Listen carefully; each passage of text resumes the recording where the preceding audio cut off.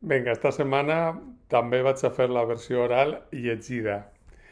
Va com va encara número 45, austeritat, espolis i un silogisme. Llits en una crònica de Paula Ovelleiro a El Diario.es que la família Franco està buidant el Pazo de Meiràs abans de lliurar-lo. I no és una mudança qualsevol, estem parlant de 50 camions carregats d'obres d'art, moltes d'elles d'un valor patrimonial incalculable, perquè literalment no es pot mesurar en diners. Entre elles, ni més ni menys, que dues figures d'apòstols que estaven originalment al pòrtic de la glòria de la Catedral de Santiago. És curiós com la propaganda oficial del franquisme sempre representava Franco com un home sobri, un dur militar de costums quasi espartanes, mentre ell i la seva estimada esposa es dedicaven al saqueig desfermat per just dret de conquesta que haguera dit Felip V.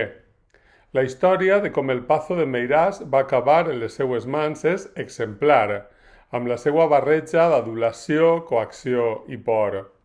Avui, els descendents del dictador genocida no només no s'avergonyeixen del seu cognom, sinó que continuen gaudint dels productes de l'espoli.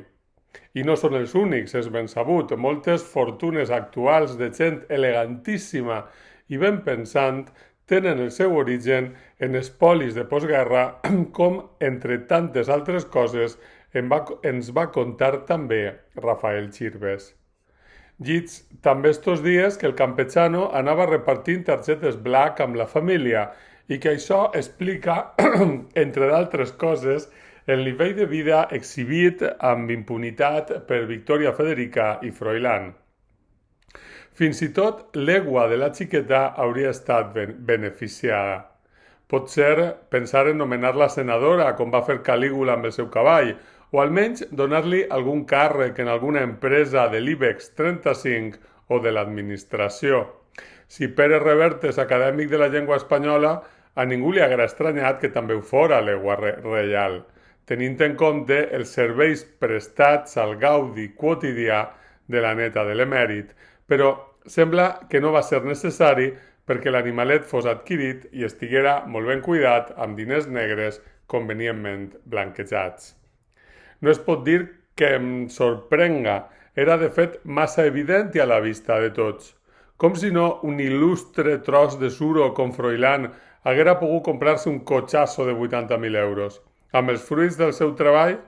Em fa gràcia, això sí, la sorpresa dels mitjans, l'escàndol de les exclusives i fins i tot un poc la investigació d'anticorrupció, que qui sap com conclourà sobre un senyor que continua còmodament fugat en una monarquia absoluta amiga amb el beneplàcit exprés del govern més social de la història.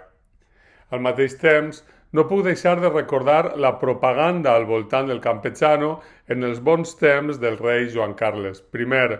També ell era auster, rei de la monarquia més barata del món, més, per suposat, que una república, mentre, mitjançant comissions i tot el repertori habitual de la corrupció, amuntegava milions d'euros en paradisos fiscals i vivia a l'estil de la monarquia eixa que ara l'hostatja.